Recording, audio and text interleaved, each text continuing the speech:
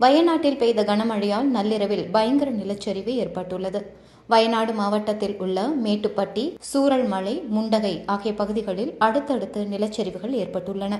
இதில் முண்டகையில் பெய்த கனமழையால் பாலமும் அடித்துச் செல்லப்பட்டது. கேரள மாநிலம் வயநாட்டில் ஏற்பட்ட நிலச்சரிவில் சிக்கி உயிரிழந்தோர் எண்ணிக்கை அதிகரித்துக் கொண்டே வருகிறது.